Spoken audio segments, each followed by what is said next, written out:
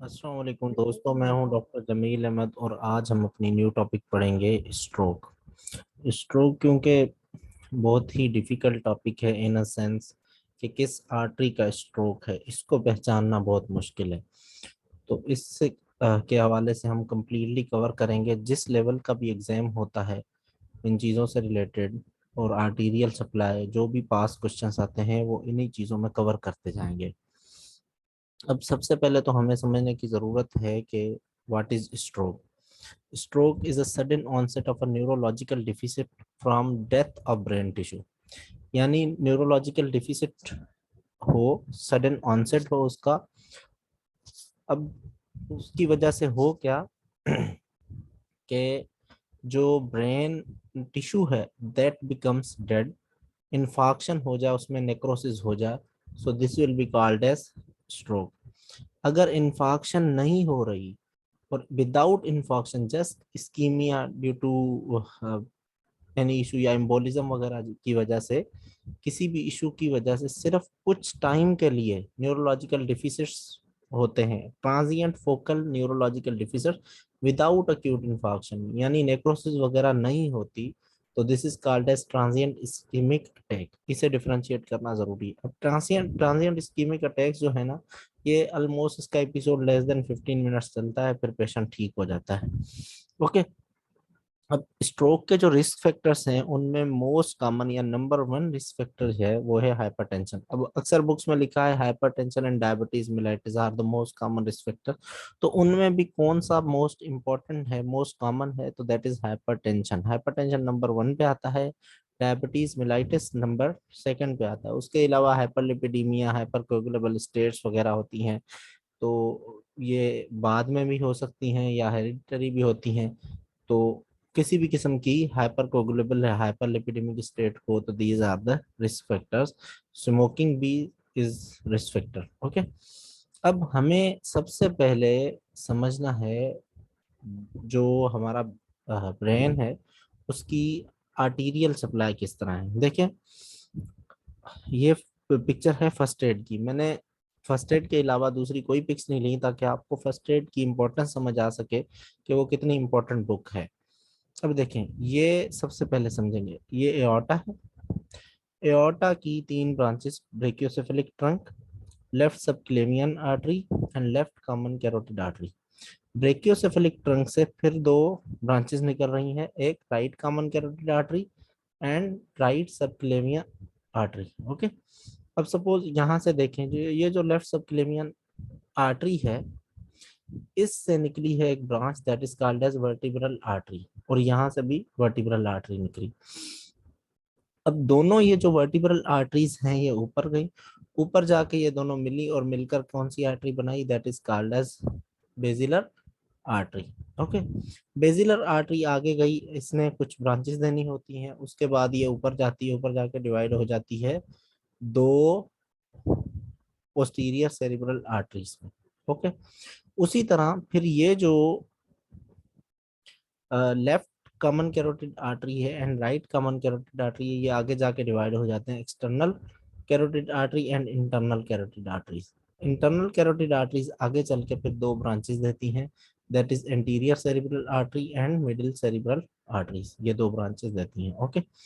अब ये देखें, मिडिल सेरिब्रल आर्टरी है, एंटीरियर सेरिब्रल आर्टरी। अब ये जो तीन है, anterior cerebral artery, middle cerebral artery और पोस्टीरियर सेरिब्रल आर्टरी, ये सेरिब्रल कॉर्टेक्स की मेन सप्लाई होती हैं। उसके अलावा फिर कुछ ब्रेन स्टेम को सप्लाई करने में बेसिलर आर्टरी होती है, ठीक है, वर्टिब्रल आर्टरी होती है, इनकी कुछ ब्रांचेस होती हैं। ओके। अब उनको हम अब समझेंगे। ये समझने के बाद अब देखें, ये जो नीचे से आ रही है this is called as vertebral artery, ये भी वर्टिब्रल आर्टरी है, ये भी वर्टिब्रल आर्टरी है। अब ये वर्टिब्रल आर्टरी हमें याद होना चाहिए, this is the branch of subclavian artery. Okay. अब ये जो वर्टिब्रल आर्टरीज आ रही हैं, दोनों वर्टिब्रल आर्टरीज ने सेंट्रली या मीडियली एक ब्रांच दी that is called as anterior spinal artery. इसके नेम से ही पता चल रहा है it will supply anterior part of the spinal cord. यानी अगर एंटीरियर स्पाइनल आर्टरी की लियन होती है तो स्पाइनल कॉर्ड से रिलेटेड जो चीजें हैं वो अफेक्ट हुई। लेकिन एक और चीज बता दूं, lower part of the medulla को भी एंटीरियर स्पाइनल आर्टरी सप्लाई करती है, ये बात आपने जहन में रखनी है। उसके अलावा वर्टिब्रल आर्टरी दूसरी ब्रांच रहती है पोस्टीरियर इंफीरियर सेरिबेलर आर्टरी।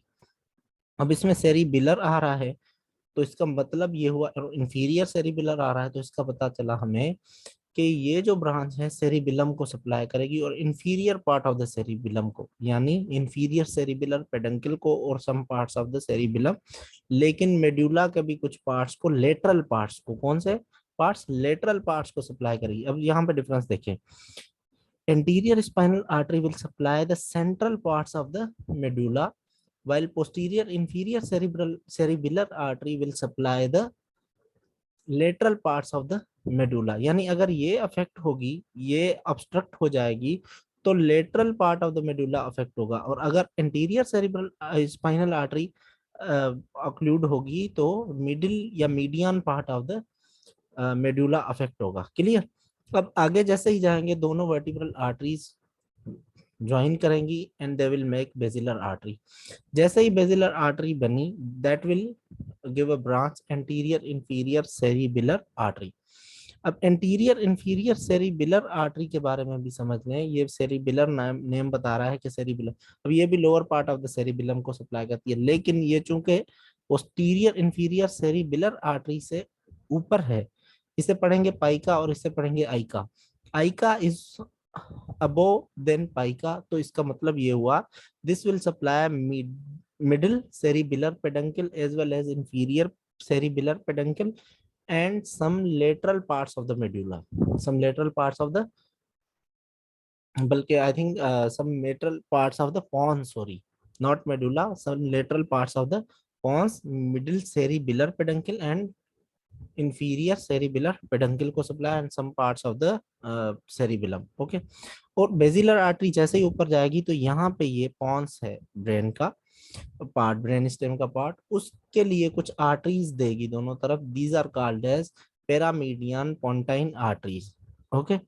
ये जो पैरामीडियन पोंटाइन आर्टरीज हैं they will supply the medulla but pons but central part of the pons या ventral part of the pons. यानी अगर ये अफेक्ट होंगी तो इसका मतलब ये हुआ कि पॉन्स का सेंट्रल और वेंट्रल पार्ट जो है दैट विल बी अफेक्टेड। अब जैसे ये ऊपर गई तो ऊपर इसने दो ब्रांचेस दी, they are superior cerebellar arteries, ये superior part of the cerebellum और सुपीरियर सेरिबेलर पेडंकल को सप्लाई करेंगे दोनों तरफ से, और फिर ये आगे बाइफरकेट हो गई पोस्टीरियर सेरिब्रल आर्टरीज में। अब यहाँ पे ये देखें, this is the colour of the posterior circulation. अब यहाँ पे हमारी पूरी पोस्टीरियर सर्कुलेशन खत्म हो गई। अब जैसे ही ये पोस्टीरियर सर्कुलेशन खत्म हो, अब हम एंटीरियर सर्कुलेशन पे गौर करेंगे। अब एंटीरियर सर्कुलेशन पे जब हम आते हैं तो ये हमारी एंटीरियर सर्कुलेशन है सारी की सारी। अब देखें हमने क्या पढ़ा था कि भाई this is internal carotid artery. Internal carotid artery आके दो ब्रांचेस देगी, एक ये एंटीरियर सेरिब्रल आर्टरी और दूसरी middle cerebral artery. Middle cerebral artery से फिर कुछ ब्रांचेस निकल रही हैं रेटिकुलोस्ट्रिएट आर्टरीज। देज विल, अगर अगर मिडिल सेरिब्रल आर्टरी की ऑक्लूड होती है तो उससे रिलेटेड जो सिम्टम्स हैं वो अलग हैं, वो आगे चल के हम डिस्कस करेंगे। लेकिन यहाँ पे मैं एक बात बता दूं, लेंटिकुलोस्ट्राइएट आर्टरीज जो हैं अगर ये ऑक्लूड होती हैं, लेंटिकुलोस्ट्राइएट आर्टरीज, तो these will lead to lacunar strokes. आगे पढ़ेंगे लेक्यूनर स्ट्रोक्स के बारे में। यहाँ पे समझ लें कि these occlusion of these arteries, like lenticulostriate arteries, will lead to lacunar stroke। Okay. उसके बाद ये एंटीरियर सेरिब्रल आर्टरी है। अब ये जो पोस्टीरियर सेरिब्रल आर्टरी है और ये जो मिडिल सेरिब्रल आर्टरी है या इंटरनल कैरोटिड, इनको ज्वाइन करवाने के लिए कम्युनिकेटिंग आर्टरी है पोस्टीरियर कम्युनिकेटिंग आर्टरी, और उसके अलावा क्या है कि एंटीरियर सेरिब्रल आर्टरीज को एक दूसरे से कंबाइन कराने वाली एंटीरियर कम्युनिकेटिंग आर्टरी है। So this is called as circle of Willis. ये आपने जहन में रखना है, this is called as circle of Willis. और ये बिल्कुल थोड़ा सुपीरियर होता है किससे, ऑप्टिक क्याज्म से। ओके। अब हम आगे की तरफ चलेंगे, यहाँ पे भी ये देखें, ये देखें, this is optic chiasm and this is circle of Willis. और ये सारी की सारी आर्टरीज, ये दीज आर वर्टिब्रल आर्टरीज, ये मिलके बेसिलर आर्टरी बनाई। ये सुपीरियर सेरिबुलर आर्टरी, ये पोस्टीरियर सेरिब्रल आर्टरीज एंड ये पोस्टीरियर कम्युनिकेटिंग आर्टरीज, फिर आगे जाके एंटीरियर सर्कुलेशन से मिल गई। ओके, उसके बाद फिर अब हम आएंगे, this is the view of arterial supply of the parts of the brain. अब यहाँ पे देखें, मैं सिर्फ कुछ चीजें आपको समझाना चाहूंगा। देखें, इस जगह पे हमने पढ़ा है वर्निकीज एरिया होता है। अब ये supply, this is supplied bye middle cerebral artery. ठीक है, आपको ब्रॉडमैन एरियाज वगैरह सारे के सारे याद हो। तो अगर मिडिल सेरिब्रल आर्टरी जाती है तो वर्निकीज एरिया जाता है, तो यानी एफेजिया होगा। अब मैं आपको कुछ चीजें बता रहा हूँ इससे, ताकि आपको एक व्यू मिल जाए कि किस तरह इन चीजों को समझना है। अगर एंटीरियर सेरिब्रल आर्टरी को कहना है, ये देखें जैसे कह रहा है एंटीरो मीडियल सर, यानी एंटीरियर सर्कुलेशन और मीडियल सर्कुलेशन को ये सप्लाई करेगा। ये देखें, ये this is the medial circulation. अब समझें, एंटीरो मीडियल सर्कुलेशन। अब देखें, this is the central sulcus, what, this is the central sulcus. अब हमने पढ़ा है सेंट्रल सर्कस से इंटीरियरली जो गायरस होता है that is primary motor gyrus, और सेंट्रल सर्कस से पोस्टीरियरली जो गायरस होता है this is called as primary somatosensory area. अब आपको याद होगा पास्ट के एमसीक्यूज में बार बार क्वेश्चन पूछा जाता है कि primary somatosensory area is supplied by that is anterior cerebral artery. देख रहे हैं colour, anterior cerebral artery, anterior cerebral artery, ये बात आपने जहन में रखनी है। क्लियर हो गया? उसके बाद जो पोस्टीरियर साइड है, ऑक्सीपिटल लोब है या दूसरा जो पोस्टीरियर इंफीरियर पार्ट्स हैं सेरिब्रल कॉर्टेक्स के, they all are supplied by posterior cerebral artery. Okay, अब हम आगे चलते हैं। दिस इज द होमुनक्यूलस, ये वाला जो है दिस इज मोटर होमुनक्यूलस और दिस इज सेंसरी होमुनक्यूलस। अब देखें यहाँ पे ये एक व्यू है कि कौन कौन सा ब्रेन का हिस्सा है जो बॉडी के पूरे पार्ट्स को नर्व सप्लाई देता है, फिर मोटर नर्व सप्लाई हो या सेंसरी नर्व सप्लाई हो, लेकिन कौन सा पार्ट है। अब समझे, एंटीरियर सेरिब्रल आर्टरी यहां तक है, this is greenish. Anterior cerebral artery किसे सप्लाई करती है, देखें हिप ट्रंक, ट्रंक का लोअर पार्ट है, मेनली हम कहें कि लोअर लिम्ब को सप्लाई करेगी, फिर चाहे वो मोटर सप्लाई हो या सेंसरी सप्लाई हो। इससे हमें पता चला कि एंटीरियर सेरिब्रल आर्टरी के जाने से, ऑक्लूड होने से पहली जो चीज है लोअर लिम्ब अफेक्ट होगी। अब असल बात क्या है कि लोअर लिम्ब भी अफेक्ट होती है, अपर लिम्ब भी अफेक्ट हो जाती है साथ साथ, लेकिन ज्यादा लोअर लिम्ब अफेक्ट होगी। पहली बात ये बस समझ में आ गई। दूसरी बात यह है ट्रंक का कुछ हिस्सा जा रहा है, ट्रंक का हिस्सा यानी lower part of the trunk जा रहा है, तो lower part of the trunk में जो मेन चीज है that is urinary bladder, urinary incontinence की सिम्टम कराएगी। क्लियर है? यूरिनरी इनकॉन्टिनेंस की सिम्टम कौन करवाएगी, एंटीरियर सेरिब्रल आर्टरी का स्ट्रोक।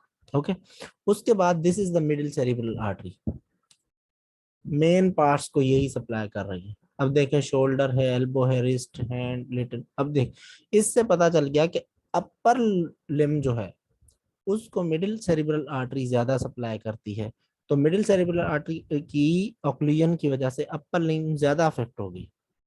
दूसरी बात क्या है कि इसमें आईलिड एंड आईबाल्स हैं, तो आईज विजन अफेक्ट होगी, दैट इज कंट्रालेटर होमोनाइमस हेमी अनोपिया होता है मिडिल सेरिब्रल आर्टरी की ऑक्लूजन की वजह से।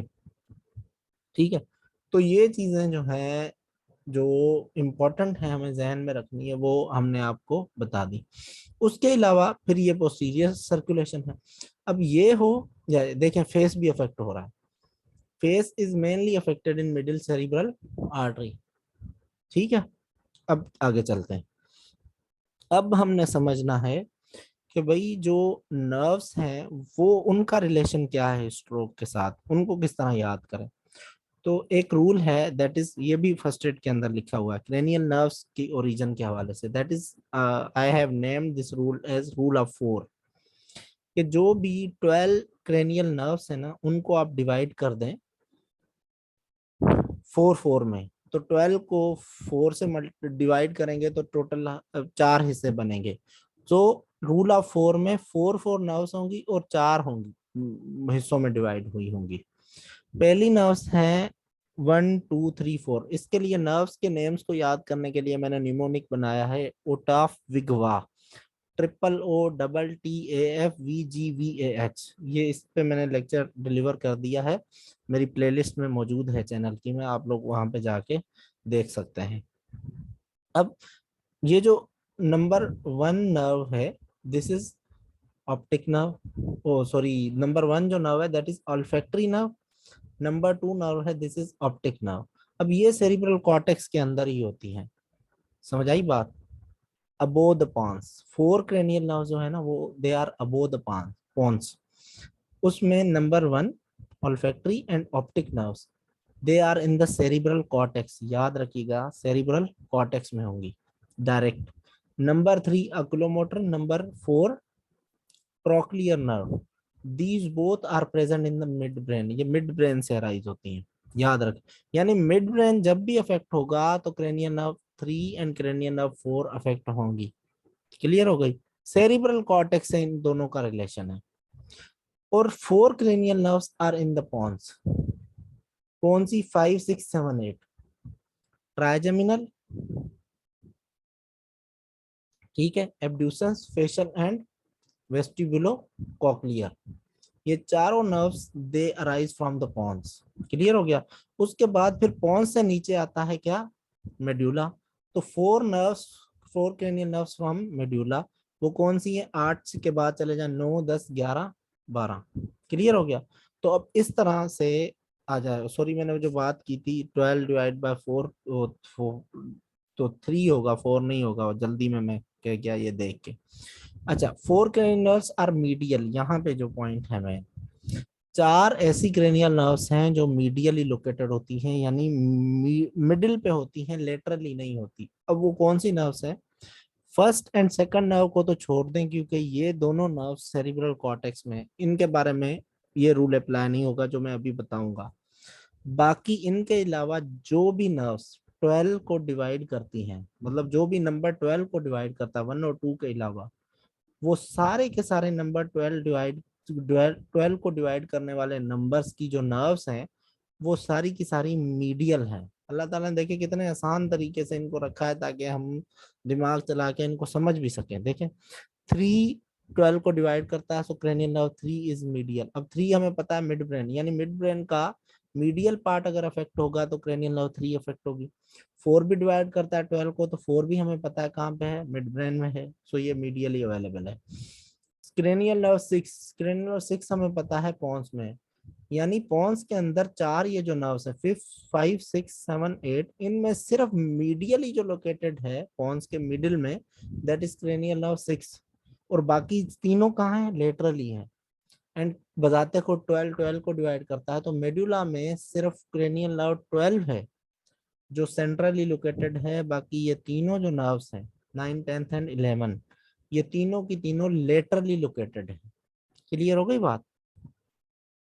अब देखें, जो मैंने पीछे बात बताई ना ये वाली, उसका फायदा ये है कि अब जो part lateral part of medulla affect होता है, आर्टीरियल सप्लाई हम पढ़ चुके, तो उस हिसाब से नर्व्स अफेक्ट होंगी। अगर medial part of medulla affect होता है तो उस हिसाब से नर्व्स अफेक्ट होंगी। जैसे अगर मीडियल मेडुला अफेक्ट हुआ है तो सिर्फ क्रेनियल नर्व 12 की सिम्टम्स मिलेंगी, इनकी तीनों की सिम्टम्स नहीं मिलेंगी। लेकिन अगर लेटरल मेडुला अफेक्ट हुआ है तो इन तीनों की सिम्टम्स मिलेंगी, इसकी सिम्टम्स नहीं मिलेंगी। अगर सेंट्रल पार्ट ऑफ पोन्स या medial part of pons affect हुआ है तो क्रेनियल नर्व 6 की लियंस मिलेंगी, लेकिन इन तीनों की नहीं मिलेंगी। और अगर लेटरल पोन्स जा रहा है तो क्रेनियल नर्व 6 की नहीं मिलेंगी, इन तीनों की मिलेंगी। अब समझ आई बात, ये क्यों पढ़ा हमने। अब आ जाए कुछ पॉइंट्स स्ट्रोक के बारे में जो हमारे लिए समझना जरूरी है। एक होता है क्रॉस्ड हेमीप्लेजिया, दूसरा होता है अनक्रॉस्ड हेमीप्लेजिया। अब क्रॉस्ड हेमीप्लेजिया और अनक्रॉस्ड हेमीप्लेजिया में इस तरह है कि लिम्ब अफेक्ट हो और फेस अफेक्ट हो दोनों, लेकिन अगर दोनों सेम साइड यानी राइट साइड का फेस अफेक्ट हो, राइट साइड की लिम्ब जाए, this is called as uncrossed hemiplegia.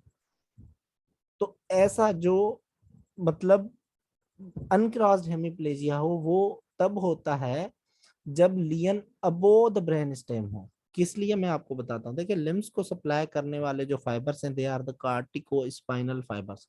अब हमें पता है कार्टिको स्पाइनल फाइबर्स डिकोजेट करते हैं नीचे जाके स्पाइनल कॉर्ड के मतलब वो इस पैरामिडल लेवल पे। ओके, अब असल में जो सिस्टम है सारे का सारा वो ये है कि face is supplied by facial nerve. अब अगर suppose above the brain stem lesion है, अब ब्रेन स्टेम से फेशियल नर्व निकलती है फ्रॉम द पॉन्स। अब above the brain stem lesion है तो ब्रेन स्टेम में पहुंचने से पहले फेशियल नर्व डीकजेट हो जाते हैं, फेशियल नर्व वाले फाइबर। तो क्या होगा कि जैसे कार्टिको स्पाइनल फाइबर्स डिकोजेट होते हैं उसी तरह ये भी डिकोजेट होंगे।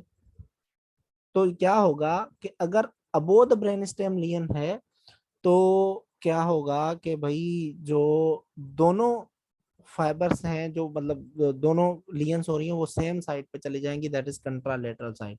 Suppose left side of the brain यानी सेरिब्रल कॉर्टेक्स इज अफेक्टेड, तो वो फाइबर्स भी जाएंगे जो लेफ्ट से होकर राइट पे क्रॉस हो रहे हैं फेशियल नर्व के, और वो फाइबर्स भी जाएंगे जो कार्टिको स्पाइनल फाइबर्स जो हैं जो लेफ्ट से होकर राइट की तरफ जा रहे हैं, तो दोनों कंट्रालेटरल साइड्स अफेक्ट होंगी।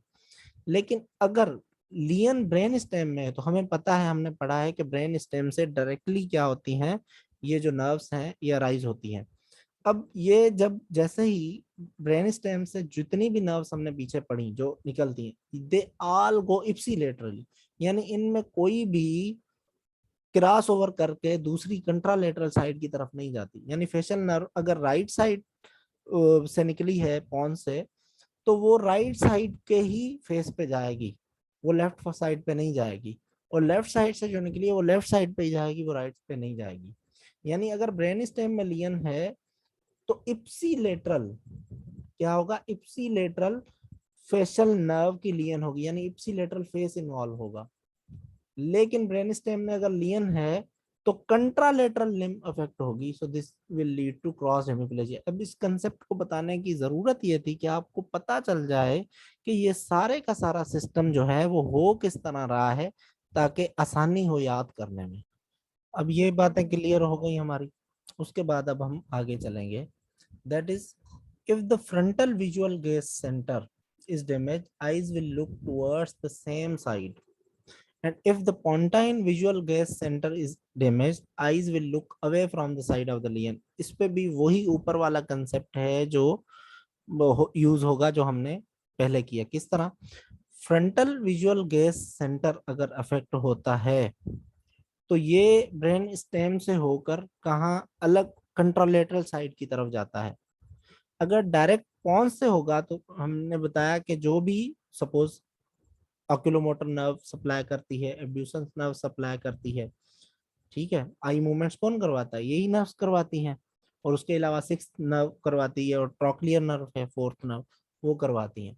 अब ये सारी की सारी नर्व्स क्योंकि पॉन से निकल रही हैं तो, और या मिड ब्रेन से जैसे थर्ड क्रेनियल नर्व है वो निकल रही है, तो अब क्या होगा कि अगर पॉन्स के अंदर जो विजुअल गैस सेंटर है यानी ब्रेन स्टेम के अंदर वो डैमेज होता है तो इप्सीलेटरली लियन होगी किसकी, नर्व्स की। अब इप्सीलेटरली लियन हुई, सपोज क्रेनियल नर्व जो है वो हम बात करें जी, सिक्स क्रेनियल नर्व वो अफेक्ट हुई, एब्ड्यूसेंस नर्व। अब एब्ड्यूसेंस नर्व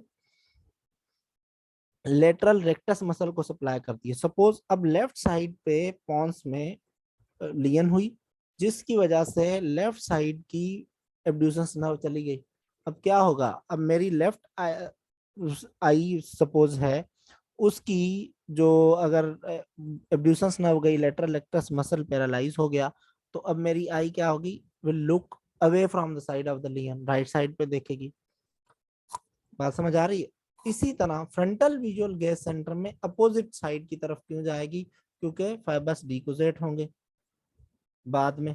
और इसी तरह क्या होगा कि अपोजिट साइड की नर्व जाएगी और eyes will look toward the same side, toward the side of the lesion. इसी तरह होगा, ये चीजें हमें समझनी है।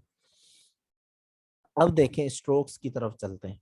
सबसे पहले और मोस्ट कॉमन आर्टरी जो स्ट्रोक, जिसमें स्ट्रोक होता है, that is middle cerebral artery. इसके लिए मैंने आपको एक निमोनिक दे दिया है, that is middle cerebral artery mouth closing artery. यानी ये ऐसी आर्टरी है that will lead to aphasia. Clear. अब इसमें क्या होगा, हम पीछे पढ़ चुके हैं, contralateral motor and sensory loss होगा। सेंसरी होमनक्यूलस भी पढ़ा, मोटर होमनक्यूलस भी पढ़ा। अब हमने वहां पे ये भी पढ़ा, अब आपको याद होगा अपर लिम ज्यादा अफेक्ट होगी या लोअर लिम। याद है हमें, मिडिल सेरिब्रल आर्टरी में अपर लिम ज्यादा अफेक्ट होगी as compare to lower limb, और फेस भी अफेक्ट होगा। ठीक है, अनक्रॉस्ड हेमीप्लेजिया, यही जो कंसेप्ट था पहले हमने समझाया आपको। कंट्रालेटरल होमोनाइमस हेमियोनोपिया होगा। क्लियर, कंट्रालेटरल होमोनाइमस हेमियोनोपिया, क्योंकि मिडिल सेरिब्रल आर्टरी जो है that supplies optic radiation fibres. अगर राइट साइड के फाइबर्स गए हैं तो लेफ्ट साइड की वीएन जाएगी। अगर राइट साइड लेफ्ट साइड के ऑप्टिक रेडिएशन के फाइबर्स गए हैं तो राइट साइड की विजन जाएगी। अफेजिया कब होगा, अफेजिया तब होगा जब डोमिनेंट साइड अफेक्ट हो। जैसे left side commonly dominant side होती है, अगर वो अफेक्ट हो जाए तो अफेजिया होगा। अगर नॉन डोमिनेंट साइड अफेक्ट हो तो हेमी निग्लेक्ट होगा। अब हेमी निग्लेक्ट किस तरह होती है डिजीज, ये इस तरह होती है कि एक शख्स जिसे हेमी निग्लेक्ट हो गया तो वो क्या करेगा, पूरी की पूरी आधी यूनिवर्स जो उसकी निग्लेक्शन वाली साइड की तरफ आ रही है उसे निग्लेक्ट कर देगा। सपोज अगर हम उसे कहेंगे कि भाई काउंट करो कि ये जो क्लॉक है इसको, इस क्लॉक को ड्रा करके दिखाओ देख के, तो वो क्या करेगा, 1 2 3 4 5 6 तक ड्रा करेगा और आगे दूसरी तरफ ड्रा ही नहीं करेगा, यानी आधा क्लॉक जो है वो क्या करेगा, ड्रॉ करेगा। This is hemi neglect. एक तरफ कपड़े पहनेगा, दूसरी तरफ कपड़े नहीं पहनेगा ही नहीं। और अगर उसकी जो दूसरी तरफ जो निग्लेक्ट हुई है उसकी तरफ का बाजू उसके सामने कर दिया जाए तो वो मानने से इनकार कर देगा कि ये मेरा है, वो कहेगा ये मेरा है ही नहीं। उसके बाद जो दूसरी आर्टरी है that is anterior cerebral artery, इसमें भी कंट्रालेटरल मोटर एंड सेंसरी लॉस होगा, मैंने आपको बताया। अब एंटीरियर सेरिब्रल आर्टरी में मैंने आपको ये बात बताई थी कि lower limb will be affected more than upper limb. आपको याद होगा होमनक्यूलस में आपको पढ़ाई थी, और वहां पे ये भी बताया था यूरिनरी इनकॉन्टिनेंस होगा। जो तीसरी चीज नहीं पढ़ाई वो ये है कि दैट इज पर्सनैलिटी और cognitive defects such as confusion वगैरह, ये एंटीरियर सेरेब्रल आर्टरी में कॉमन है। क्यों, क्योंकि ये मेनली फ्रंटल लोब को ब्लड सप्लाई देती है और उसका काम होता है पर्सनैलिटी, कॉग्निटिव और डिसीजन मेकिंग जो फंक्शंस है ना, वो उसका काम होता है। ओके, उसके बाद है पोस्टीरियर सेरिब्रल आर्टरी, ये तो ऑलमोस्ट मेन जो इफेक्ट होता है इसमें सेंसरी सप्लाई का होता है, मोटर सप्लाई भी होता है, होमनक्यूलस में हमने पढ़ा है। तो मेन इफेक्ट जो होता है सेंसरी, क्योंकि प्राइमरी सोमाटोसेंसरी एरिया के पीछे वाला जो भी एरिया वो सारे का सारा सेंसरी है, that is supplied by posterior cerebral artery. Okay, तो उसमें लिम्स अफेक्ट होंगी। उसके बाद कंट्रालेटरल हेमियोनोपिया विथ मैकुलर स्पेयरिंग।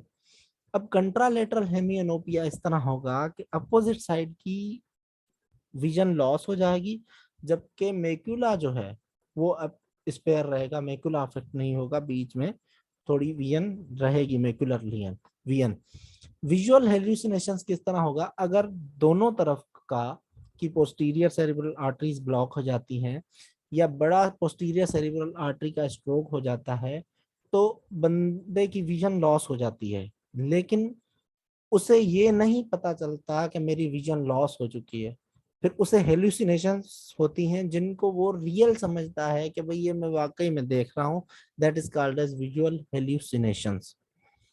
उसके बाद आ जा बेसिलर आर्टरी। अब आपने ये जो भी फिगर्स है ना, तो ये जो भी हम पढ़ रहे हैं ये सारे का सारा उन फिगर्स को जहन में रख के ही पढ़ना है जो हमने आपको पहले समझाई है।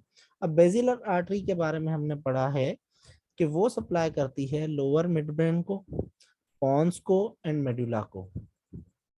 ठीक है, lower midbrain, pons and medulla को। अगर ये बेसिलर आर्टरी बजाते खुद जा रही है तो ये सारी की सारी चीजें जाएंगी। अब इसमें दो बातें हैं, अगर रेटिकुलर एक्टिवेटिंग सिस्टम स्पेयर हो है यानी बचा हुआ है, वो अफेक्ट नहीं हुआ तो कॉन्शियसनेस प्रिजर्व होगी। अगर ये अफेक्ट हो चुका है तो कॉन्शियसनेस प्रिजर्व नहीं रहेगी। अब इसमें दूसरा क्या होगा, क्योंकि कार्टिको स्पाइनल ट्रैक्ट पूरे का पूरा लॉस हो जाएगा, अपर एंड लोअर लिम्ब दोनों लॉस हो जाएंगी, that will be called as quadriplegia. उसके अलावा क्या होगा, कॉर्टिको बल्बर ट्रैक्ट्स या फाइबर्स लॉस हो जाएंगे, जिसकी वजह से voluntary facial, mouth and tongue movement सारी की सारी खत्म हो जाएंगी। क्लियर। उसके बाद फिर आ जाए loss of horizontal eye movements. ये किस वजह से होंगी? क्योंकि ऑक्यूलर क्रेनियल नर्व्स जो हैं कि उनके न्यूक्लिया या पैरामीडियन पोंटाइन रेटिकुलर फॉर्मेशन है, जब ये अफेक्ट होंगी तो हॉरिजॉन्टल आई मूवमेंट्स सारी की सारी चले जाएंगी, लेकिन एक बात ध्यान में रखें, वर्टिकल आई मूवमेंट्स रहेंगी। अब इसको कहते हैं लॉक्ड इन सिंड्रोम या ventral pontine syndrome. Locked in syndrome को इस तरह मैं आपको समझाता हूँ, ये नेम भी याद हो जाएगा। एक बंदा हो जो बिल्कुल बेड पे पड़ा हो, पेशेंट आपको मिले बेड पे पड़ा हो, उसकी कोई भी बॉडी की मूवमेंट ना हो रही हो सिवाय इसके कि वो वर्टिकल आई को मूव कर सकता है, ऊपर नीचे आईज को कर रहा, उसके अलावा कोई भी आई बॉडी की मूवमेंट इंटेक्ट ना हो। So this is called as basilar artery stroke और locked in syndrome, also called as ventral pontine syndrome. उसके बाद दूसरी जो आर्टरी है that is anterior inferior cerebellar artery. हमने इसके बारे में पढ़ा है कि this is the branch of basilar artery, पीछे पढ़ चुके हैं। अब एंटीरियर इंफीरियर सेरिबेलर आर्टरी के बारे में पढ़ा है, इट मेनली सप्लाईज व्हाट, हमने पढ़ा है कि इट मेनली सप्लाईज पॉन्स, ठीक है, और some parts of the cerebellum as well, and middle and inferior cerebellar peduncles भी।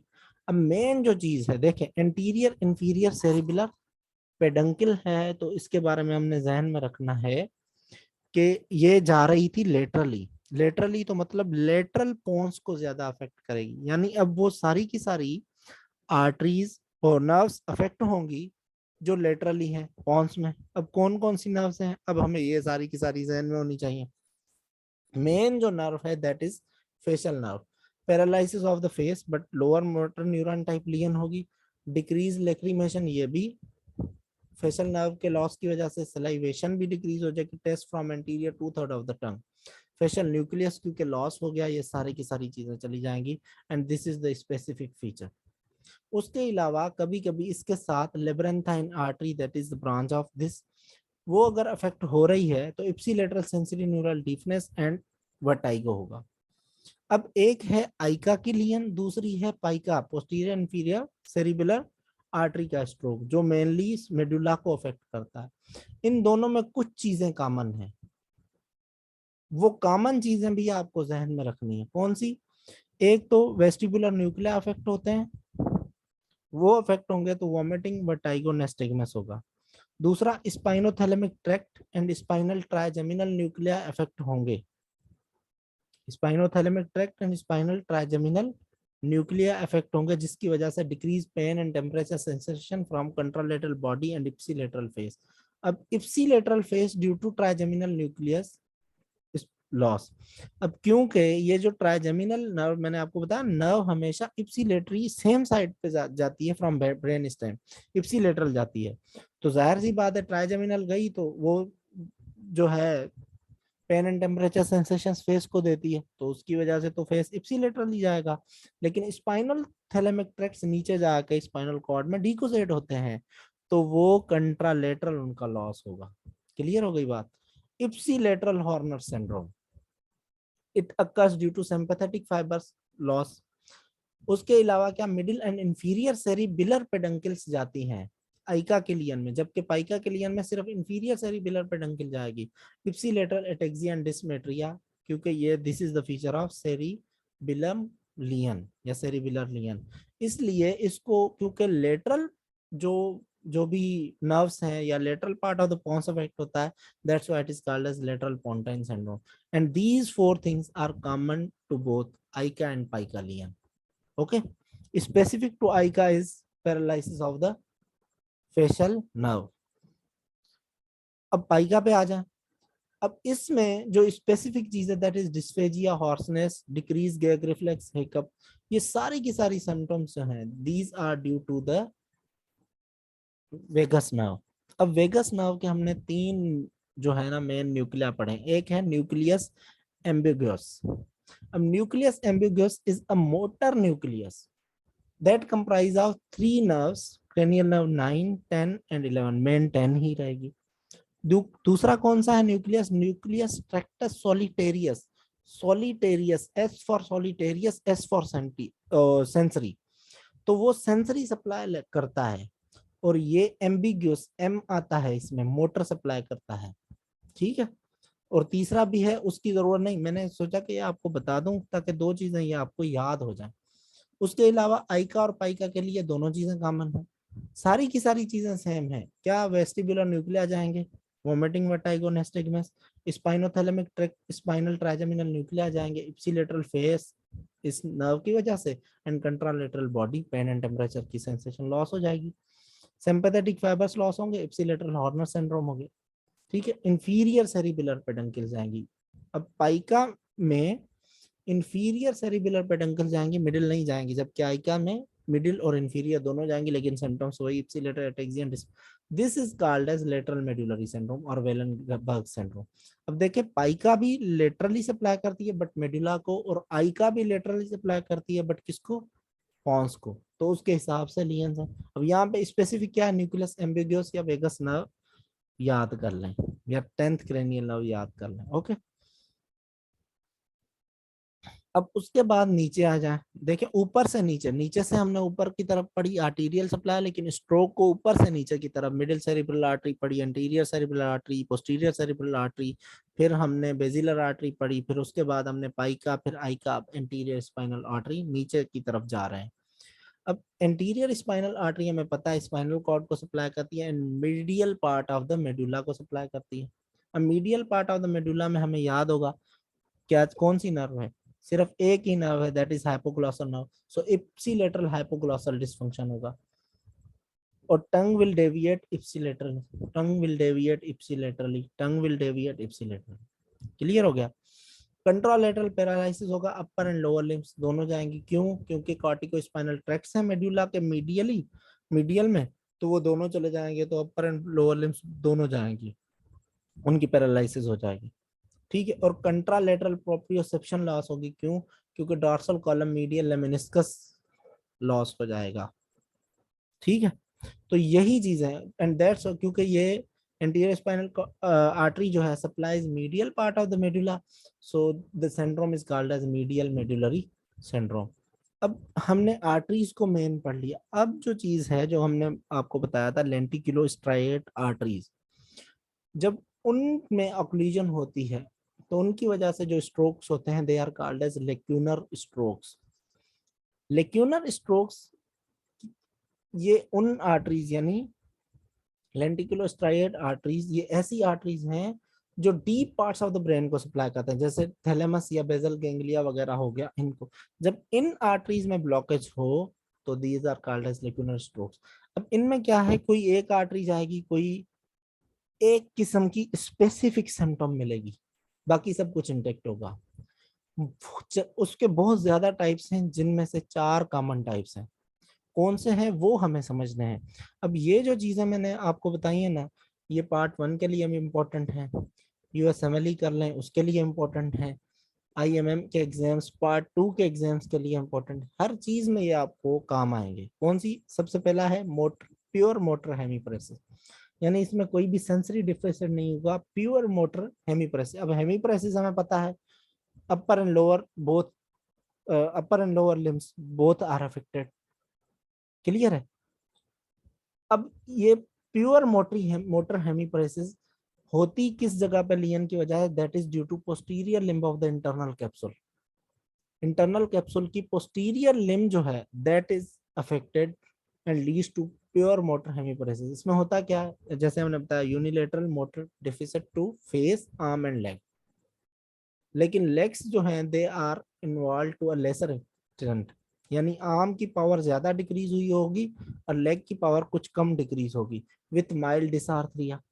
ओके, उसके बाद प्योर सेंसरी स्ट्रोक की बात करें तो सेंसरी फंक्शन सिर्फ और सिर्फ थैलेमस के हैं, ये याद रख लें। आपको याद होगा प्योर मतलब सेंसरी ऑर्गन जो है, पार्ट जो है ब्रेन का, दैट इज थैलेमस।